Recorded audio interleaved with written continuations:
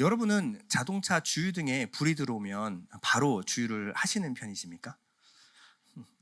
저는 금요 예배 때 이걸 물어봤더니 주유등에 불이 들어오기 전에 주유를 해야죠라고 팩트 폭격을 해주셨습니다. 보통 그게 정상이죠. 근데 저는 SM3를 타고 다녔을 때 주유등에 불이 들어왔는데도 조금만 더 가면 이 근처에 주유소가 좀 비싼 거 아시죠? 예, 그래서 조금만 더 가면 조금이라도 싼 곳에서 주유를 하려고 불이 들어왔는데도 차를 몰고 거기까지 갔었습니다. 근데 밤 9시쯤이었는데 가다가 차가 도로 한복판에서 서버리는 일이 발생했습니다. 주유등에 불이 들어왔을 때 주유를 안 하면 차가 선다라는 것을 저도 알고 있었어요. 그런데 설마 지금 서겠어? 라고 했는데 정말 차가 섰습니다. 막상 차가 서고 나니까요 얼마나 당황스러운지 몰랐습니다. 그런데 우리가 살아가는 모습이 이런 모습이 아닐까라는 생각이 들었어요. 지금 생각하면 되게 미련한 일이지만 사실은 우리는 때때로 우리 인생이 언젠가는 끝이 난다, 죽는다라는 것을 알고 있습니다. 그리고 죽는 것이요, 하나님께서 인생 가운데 그런 조짐들을 계속해서 보여주십니다. 하나님이 인생 가운데 빨간 경고등을 켜주시는 거예요. 근데 당장에 아무 일도 일어나지 않기 때문에, 그래서 아직은 괜찮다라고 생각하기 때문에 죽음이 문턱까지 찾아올 때까지 우리는 죽음에 대한 생각을 하지 않고 살아가는지 모릅니다. 애써 죽음이라는 것을 외면하고 살아가는 거죠. 그러고 나서 막상 죽음이라는 순간을 맞이했을 때 사람들은 얼마나 당황스러워하고 당혹스러워하는지 모릅니다. 그리고 그렇게 준비되지 않은 죽음을 황망스럽게 맞이하는 사람들을 저는 여러 보았습니다. 지금까지 보았던 느부갓네살 왕도 그렇게 죽음을 맞이했고요. 그리고 오늘 살펴볼 벨사살 왕도 마찬가지였습니다. 세상 왕들의 죽음이 그랬어요. 전 시간에 우리가 다니엘 4장을 통해서 느부갓네살을 살펴봤죠. 느부갓네살은 인간이 이룰 수 있는 모든 꿈을 이룬 사람이었습니다. 그런데 하나님이 환상을 통하여 꿈을 통하여 여러 번 경고하셨음에도 불구하고 그는 교만을 버리지 않고 결국 7대를 짐승처럼 살다가 온전한 정신이 들어온 후에야 하나님을 인정하게 되었습니다. 이 일이 있고 나서부터 6년 후에 그는 결국 생을 마감했습니다.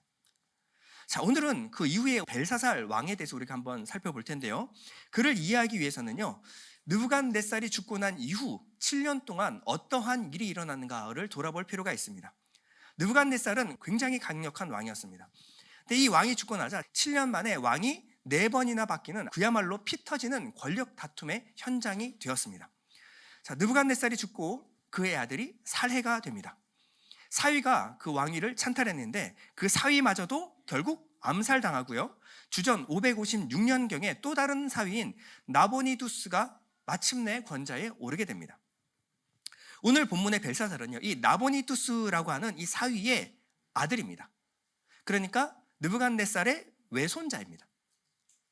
자, 그런데 성경에서는 그를 아들이라고 표현하고 있는데 이 아들이라고 하는 것은 후손이라는 말을 똑같이 그냥 아들이라고 표현하는 고대 근동지방의 표현 방식입니다. 자, 마지막 왕이 나보니두스를 마지막으로 해서 바벨론은 멸망하게 됩니다. 나보니두스는 왕위를 찬탈했지만 이 왕좌에 앉아있지 못하고 끝내 결국 계속해서 전쟁터에 나가 있어야만 했습니다. 이전에 느부갓네살의 전쟁은요, 정복전쟁이었습니다. 근데 나보니두스의 전쟁은요, 방어전쟁이었어요. 고대 근동에 인근에 있는 나라들이 세력을 키워서 바벨론을 침공해 들어오기 시작했습니다. 그래서 이 바벨론을 지키기 위해서 정말 목숨을 걸고 싸워야만 했습니다. 왕이 항상 전쟁터에 나가 있었기 때문에 도성의 통치를 아들인 벨사살에게 위임 통치했습니다. 그래서 대리청정이라고 하죠. 왕이라고 불렀지만 정확히 말하면 왕세자가 바로 벨사살이었습니다. 그리고 오늘 본문이 배경이 되는 주전 539년 10월 결국 그날이 오고야 말았습니다. 결국 나보니두스의 전쟁은 계속해서 패하여 들어갔고 바벨론은 결국 메대와 페르시아, 바사의 연합군에 의해서 결국 다 점령당했고 맨 마지막 도성 하나만 지금 남겨두고 있는 상황이었어요. 메대 페르시아 연합군은요, 이 도성을 삥 둘러싸서 포위 전쟁을 펼쳤습니다. 언젠가는 함락될 것을 알았지만 끝끝내 버티고 있는 이 상황에서 이 벨사살 왕은 무엇을 했을까요? 자, 절체절명의 위기의 상황이었어요. 벨사살 왕은 뭐 했을까요? 자, 1절에 보면 벨사살 왕이 그의 귀족 1000명을 위하여 큰 잔치를 베풀고 그 1000명 앞에서 술을 마시니라. 자, 이 상황을 우리가 알고 보면요, 1절은 굉장히 이해가지 않는 장면입니다. 제정신인 걸까요? 지금 군사 사령부를 소집해서 결사항전을 해도 살아남을까 말까 한 이 상황에서 그들은 최고 지도자들이 다 한 곳에 모여서요, 거나한 술잔치를 지금 벌이고 있는 것입니다. 자, 벨사살은 왜 이런 행보를 벌린 걸까요? 자, 크게 세 가지 이유가 있을 것이라고 추측을 하고 있습니다. 첫 번째, 바벨론 도성은 절대 무너지지 않는다라는 믿음이 있었다라는 것입니다. 자, 이 바벨론 도성은요, 세계 최고의 요새였습니다. 100개의 청동 문과 그리고 이중으로 성벽이 되어 있었어요. 그리고 성 주위에는요, 해자, 거대한 해자가 둘러 있었습니다. 그래서 성으로 들어오기 위해서는 이 큰 물줄기를 통과해서 성을 들어와야만 했습니다. 그리고 성 안에는요, 20년 동안 먹고 살 수 있는 식량이 비축이 되어 있었습니다. 그렇기 때문에 아무리 대단한 군사라고 할지라도 이 바벨론 도성은 절대 무너지지 않는다, 침공에 들어올 수 없다라는 믿음이 있었을 것입니다. 자, 두 번째는요, 지금까지 바벨론을 지켜왔던 이 신들이 우리를 지켜줄 것이다 라는 믿음이 있었다라고 해요. 자, 세 번째는요, 일종의 정치 퍼포먼스입니다. 이것이 가장 중요한 이유인데요, 자, 아무리 적군이 쳐들어와도 우리는 끄떡없다라는 것을 백성들에게 보여주기 위해서 일종의 정치 퍼포먼스를 벌린 겁니다. 그래서 민심을 달래려고 한 거예요. 괜찮네, 저들 잔치를 벌이는 거 보니까 우리 진짜 안전한가 보다 라는 것을 보여주기 위해서 정치적인 쇼를 벌린 겁니다. 자, 벨사살은 이 도성이 결국 멸망할 것이라는 것을 알았을까요? 몰랐을까요? 알았을 겁니다. 알았을 겁니다. 그런데 오늘 밤만은 그날이 아니기를 간절히 바랬을 것입니다. 죽음의 그림자가 둘러 있었어요. 이 도성에는 적군들이 지금 포위하고 있는 상황입니다. 죽음의 경고등이 켜졌음에도 불구하고 오늘만은 그날이 아니기를 바랬었던 것입니다. 자, 술에 취한 벨사살은요, 결국 건드려서는 안 될 것을 건드리고 말았습니다. 자, 예루살렘 성전에서 탈취해 온 하나님의 성전 직기들, 그 직기에다가 술을 부어서 퍼마시기 시작했습니다. 자, 2절에 보면 벨사살이 술을 마실 때에 명하여 그의 부친 느부갓네살이 예루살렘 성전에서 탈취하여 온 금, 은 그릇을 가져오라고 명하였으니 이는 왕과 귀족들과 왕후들과 후궁들이 다 그것으로 마시려 함이었더라. 그들이 술을 마시고는 그 금, 은, 구리, 쇠, 나무, 돌로 만든 신들을 찬양하니라. 자, 당시에는요, 자신들이 점령한 나라의 신들, 그 신상들을 가지고 와서 이 바벨론 신 마르둑 신전에다가 전시를 해놨습니다. 마르둑 신이 이 모든 신들을 이겼다, 전쟁으로 이겼다라는 것을 전시하여 보여주기 위함이었습니다.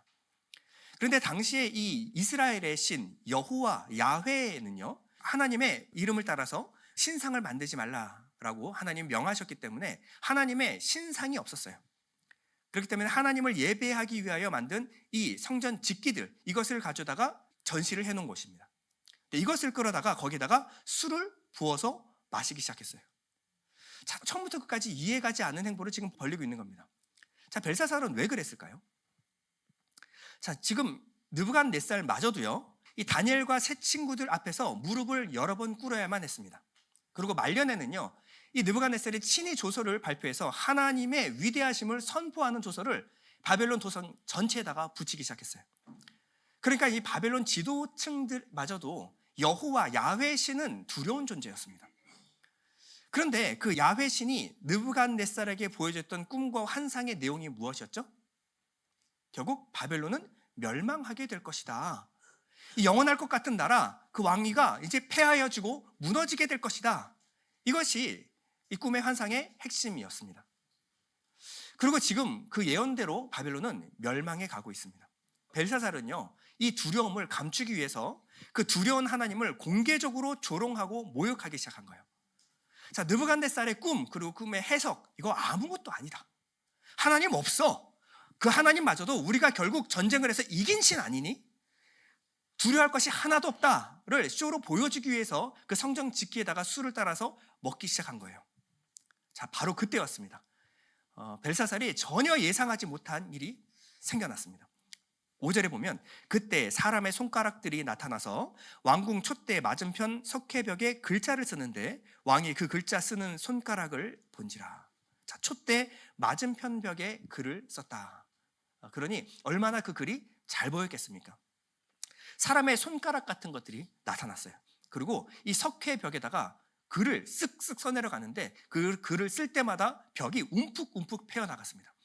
그 소리와 그 기괴한 모습에 사람들은 심장이 멎는 듯 놀라고 두려워했습니다. 6절에 보면 이에 왕이 즐기던 얼굴빛이 변하고 그 생각이 번민하여 넓적다리 마디가 녹는 듯하고 그의 무릎이 서로 부딪힌지라. 사실 얼마나 놀랐을까요? 얼마나 놀랐을까요? 여러분 주위에 뭐 귀신 봤다라는 사람의 이야기를 들을 때 여러분들 어떤 마음으로 듣죠? 일말의 기대가 있지 않습니까? 설마 잘못 봤을 거야. 헛것을 본 거겠지. 심신이 미약해서 자신의 안에 있던 헛것이 이 환영으로 나타나는 것일 거야. 이런 마음에 믿지 못하는 마음을 품고 들으니까 그나마 나은데, 지금 이 손가락은요 나타나서 글씨를 쓰고 사라졌지만 손가락이 쓴 글씨는요 벽에 고스란히 남아 있었습니다. 자기가 헛것을 본 게 아니에요. 술 먹고 술 취해서 잘못된 것을 본 것이 아닙니다. 지금 그 흔적이 벽에 고스란히 남아 있었어요. 나중에 다니엘이 이 글을 읽었을 때는요 이 글이 히브리어나 아람어로 쓰였을 가능성이 상당히 높습니다. 그런데 그들 중에 그 누구도 그 글씨를 읽을 수 있는 사람이 아무도 없었어요. 자, 왜 그랬을까요? 그들의 언어였는데 왜 읽지 못했을까요? 자, 한번 예를 들어 보겠습니다. 자, 여러분들 이 글씨 한번 읽어볼 수 있을까요? 자, 다 같이 시작. 그렇죠. 기역, 시옷 이런 것들을 읽을 수 있을지 모르지만 사실은 글씨를 읽기가, 그렇죠, 자음만 모아놨으니까 무슨 말인지 모르겠죠. 당시 아람어와 히브리어는 이런 식으로 적혀 있었습니다. 자음만 늘어놓은 거예요. 모음이 없습니다. 그리고 띄어쓰기도 되어 있지 않고요. 그러니까 어디서부터 어디까지가 한 글자인지 한자인지를 해석하기가 어려웠을 것입니다. 자, 이 계시라고 하는 말씀, 하나님의 말씀은 이런 형태로 주어졌습니다. 그렇기 때문에 성경을 해석하기가 어려운 거예요. 하나님의 계시는요 하나님이 그 뜻을 보여준 사람에게는 읽어지는 글씨인데 그 뜻을 모르는 사람은 아무리 봐도 읽을 수가 없어요. 글씨는 글씨인데 읽을 수가 없는 글씨가 하나님의 계시의 말씀입니다. 그래서 우리 선교 가신 분들은 베레시트, 태초에라는 말씀을 여러 가지 형태로 해석할 수 있다라는 걸 배우셨죠? 어디서부터 어디까지 끊어야 될지를 모르기 때문에 그렇습니다. 자, 하나님의 계시의 말씀은 읽어서 아는 게 아니라 아는 사람이 읽어야 깨달아지는 말씀이에요. 아는 사람은 더 많이 풍족하게 되고 없는 사람은 있는 것마저 빼앗기리라. 이것이 하나님의 말씀이었습니다. 결국 아무도 읽을 사람이 없었기 때문에 다니엘이 불려왔습니다. 그때 그의 나이는요 82세였어요. 자, 15살 나이에 끌려와서요 이제 바벨론에 끌려온 지가 벌써 이제 70년이 가까이 되었습니다. 다니엘 이 벨사살 앞에 섰을 때 어떤 모습이었을까요? 철부지, 무지한 이 벨사살과 그를 따르던 그 신하들이요 감히 하나님의 성전 짓기를 짓고 거기다가 술을 따라서 퍼마시고 있는 모습을 봤을 때 다니엘의 심정에는 그냥 피눈물이 맺혔을 거예요. 70년 전에 바벨론에 끌려왔을 때 그때의 모습이, 그때의 기억이 생생하게 기억났을 것입니다. 벨사살은 다니엘이 오자 다니엘을 굉장히 무례하게 대합니다. 자, 13절에 보면 이에 다니엘이 부름을 받아 왕의 앞에 나오매 왕이 다니엘에게 말하되 내가 나의 부왕이 유다에서 사로잡아 온 유다 자손 중에 그 다니엘이냐. 네가 잘나봐야 얼마나 잘났냐. 그래봤자 우리가 점령한 나라 유다 지방에서 끌고 온 노예 포로 출신 아니니? 이렇게 얘기하는 거예요. 그 포로 출신 중에 하나인 다니엘, 그게 너냐? 이렇게 아주 건방지게 이야기를 합니다. 벨사살은 이어서 말합니다. 14절에 내가 내게 대하여 들은즉 내 안에는 신들의 영이 있으므로 내가 명철과 총명과 비상한 지혜가 있다 하도다. 자, 이 다니엘은 당시도 총리였음에도 불구하고 왕은 다니엘의 얼굴을 단 한 번도 본 적이 없는 거예요. 자, 훌륭한 임금은 훌륭한 신하를 알아보는 법입니다. 바벨론이 왜 망했는지가 여기가 정확히 보입니다. 다니엘을 불러놓고 한 번도 국정에 대해서 상의한 적이 없어요. 하나님의 지혜와 총명을 받았고 다른 사람보다 지혜가 10배나 더하게 하셨던 하나님, 그 하나님도 인정하지 않았고 다니엘도 인정하지 않았던 것입니다. 다니엘은요 글자를 해석하기 전에 벨사살에게 역사를 상기시켜줍니다. 자, 18절에 보면 왕이여 지극히 높으신 하나님이 왕에 붙인 느부갓네살에게 나라와 큰 권세와 영광과 위엄을 주셨고, 자, 여기 보면 지극히 높으신 하나님께서 왕의 부친인 이 느부갓네살에게 하나님이 권세를 주셨습니다. 느부갓네살이 대단해서가 아니라 하나님이 그의 손에 맡기신 것입니다. 그런데 어떻게 이 느부갓네살이 왕위를 빼앗겼는지도 설명을 해주는데요. 19절에 보면 그는 임의로 죽이며 임의로 살리며 임의로 높이며 임의로 낮추었더니 그가 마음이 높아지며 뜻이 완악하여 교만을 행함으로 그의 왕위가 패한 바 되며 그의 영광을 빼앗기고. 지극히 높으신 하나님이 맡기신 그 권력을 자기 마음대로 임의로 4번이나 반복하는 거예요. 다니엘에서 반복되는 내용이 바로 임의로입니다. 하나님이 왕이에요. 하나님의 지극히 높으신 통치자임에도 불구하고 하나님의 뜻과 상관없이 자기 마음대로 겁도 없이 자기 뜻대로 나라를 다스렸다라는 겁니다. 22절에는 결정적인 한마디를 날리는데요. 22절에 보면 벨사살이여 왕은 그의 아들이 되어서 이것을 다 알고도 아직도 마음을 낮추지 아니하고. 자, 느부갓네살을 통하여 하나님이 분명히 말씀하셨고 보여주셨음에도 불구하고 그의 후손된 벨사살 당신은 그것을 알고 있음에도 불구하고 당신의 마음을 낮추지 아니하였다. 느부갓네살에게는 여러 번 기회를 주셨어요. 그리고 하나님은 12달 동안 참고 인내하셨습니다. 근데 벨사살은 그날 즉시로 심판이 임합니다. 왜일까요? 이것을 듣고 알고도 자신의 교만을 낮추지 않았기 때문에 그렇습니다. 다니엘이 그 글자를 보자마자 뜻을 알 수 있었습니다. 왜냐하면요, 이미 하나님이 다니엘에게 말씀하신 것이 있었기 때문에 그렇습니다. 자, 메네 데겔 우바르신입니다. 메네 데겔 우바르신. 오늘 설교 제목인데요. 어디 가서 무슨 설교 들었니? 라고 하면 여러분들 제목은 말할 수 있어야 됩니다. 메네 데겔 우바르신. 자, 이 말이 무슨 뜻일까요? 바로 곧장 이어서 해석까지 해주죠. 메네는 계수되었다. 근데 메네라고 2번 반복한 것은요, 자세하게 계수하셨다. 무슨 말이냐면 하나님이 벨사살의 남은 날을 자세하게 계산해 보셨는데 너의 남은 날은 이제 끝났다. 너의 모든 날이 이제 끝이 났다를 강조하기 위하여 메네 2번 반복하신 거예요. 데겔은요, 측정하다라는 말이에요. 측정하다. 하나님이 왕의 인생을 저울에 달아보았더니 하나님의 기준에 턱없이 모자랐다. 우리가 알 수 있는 것은 하나님은 하나님의 기준을 가지고 사람을 판단하신다는 겁니다. 사람이 생각했을 때 가치 있고 가치 없고, 사람이 생각했을 때 높고 낮음이 아니라 하나님의 기준, 하나님의 저울에 우리의 인생을 달아보신다는 거예요. 그랬더니 턱없이 모자랐다. 그리고 이 저울이 하나님의 심판 쪽으로 기울기 시작했습니다. 우바르신, 그리고 나뉘었다, 멸망이다 라는 겁니다. 결국 메네 데겔 우바르신은요, numbered, weight and divided 라는, 계수되고 재어서 나뉘었다. 이제 하나님이 당신의 시대를 끝나게 하실 것입니다. 벨사살은 설마 했을 거예요. 근데 결국 그날이 와버렸습니다. 그리고 하나님의 심판이 선언되자 그 심판은 아주 번개같이 들이닥쳤습니다. 30절에 보면 그날 밤에 갈대아 왕 벨사살이 죽임을 당하였고, 그날 저녁. 자, 술잔치가 벌어진 것은 결국 저녁이었어요. 그럼 얼마 되지 않아서 몇 시간 후에 벨사살은 죽임을 당하게 된 것입니다. 하나님이 정하신 때가 차면요, 하나님의 심판은요, 벼락같이 갑자기 임합니다. 그런데 돌아보면요, 하나님이 분명히 이전에 여러 번 경고하셨고, 수많은 선지자, 또 수많은 설교가를 통해서 여러분들에게 경고하셨습니다.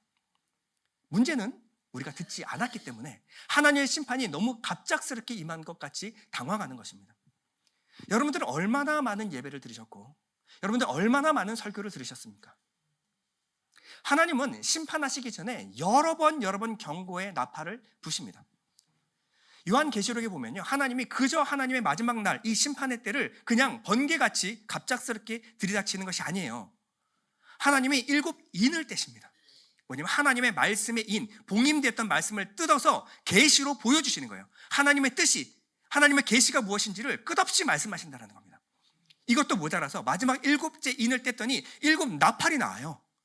나팔, 하나님의 말씀뿐만 아니라 이 세상에 알리는 경고음입니다. 하나님은 여러 가지 징조들, 재앙을 통해서 마지막 때가 올 것이다, 도래했다라는 것을 우리에게 여러 번 경고등을 켜주시는 거예요. 그리고 나서도 한 번 더 기회를 주시는데 7대접. 하나님이 등에 있는 등불을 쏟아내시는 거예요. 이제 저 멀리서부터 어둠이 닥쳐오는 겁니다. 진리가 사라지고 비진리, 어둠이 이 세상을 지배하는 것, 이것을 눈으로 보게 되는 거예요.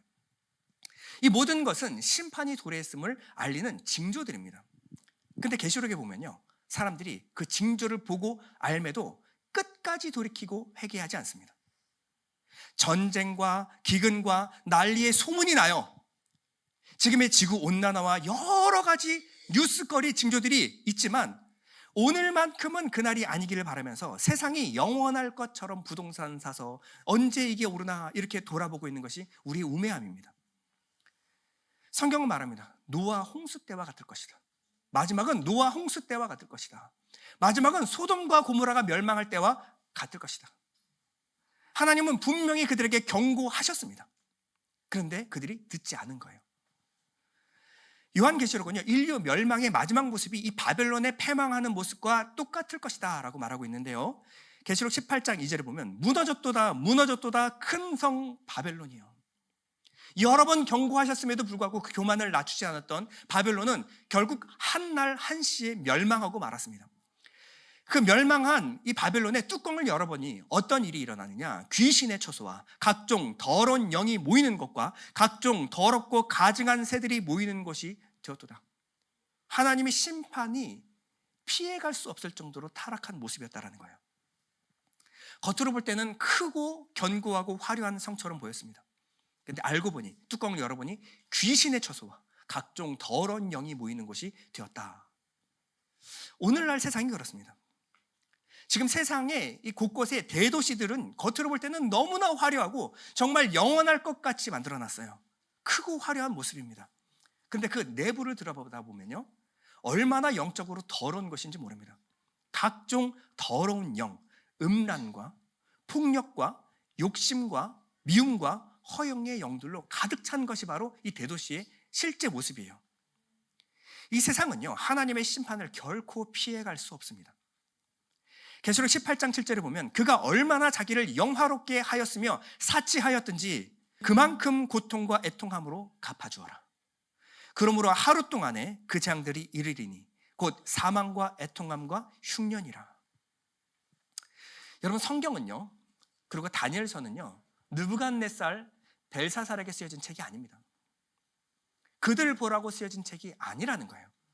자, 성경은 누구 보라고 쓰여진 책이에요? 그렇죠. 이스라엘 하나님의 백성들이 읽으라고 준 책이 바로 성경책이에요. 메네메네 데겔 우바르시는 그저 벨사살에게 보여주는 것이 아니라 우리에게 하시는 말씀입니다. 정신 차리라는 겁니다. 여러분은 이 경고의 말씀이 울려 퍼질 때마다 이 경고의 말씀을 듣고 계십니까?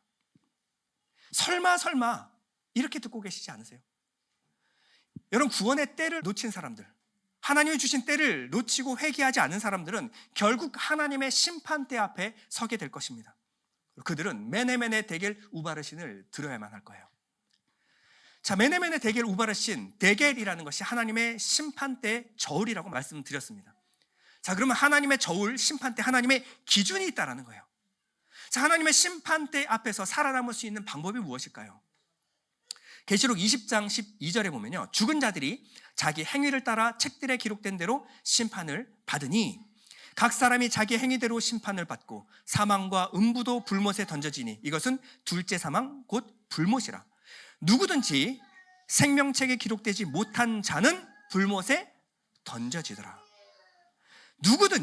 누구든지 행위대로 심판을 받는 사람은, 행위대로 하나님 심판대 앞에 서는 사람은, 그 저울 앞에 사는 사람은 우바르신 멸망이다라는 겁니다. 멸망이라는 거예요. 우리의 행함으로 하나님 앞에서 의롭다 하심을 얻을 육체가 하나도 없다라는 겁니다. 하나님이 보시는 구원의 기준은 단 하나입니다. 이 사람이 생명책에 기록되었는가 그렇지 않은가. 내 의로운 행함의 많고 적음이 아니고 이 사람이 생명책에 기록되었는가. 그럼 생명책에 기록되었다는 것이 무슨 말이죠? 생명책은 생명의 말씀을 의미하고 생명의 말씀은 예수 그리스도를 의미합니다. 그럼 예수 그리스도 안에 내가 기록되었다, 내가 예수 안에 있고 예수가 내 안에 있는 상태, 그 상태가 바로 생명책에 기록된 상태라는 거예요. 생명의 말씀이신 예수가 내 안에 있는가? 그리고 그 생명의 말씀이 내 안에 있는가? 여러분, 이게 전부입니다. 요한복음 6장 56절 우리 다 같이 한번 읽어보겠습니다. 시작. 내 살을 먹고 내 피를 마시는 자는 내 안에 거하고 나도 그의 안에 거하나니 나를 먹는 그 사람도 나로 말미암아 살리라. 자, 이 말씀을 믿으십니까?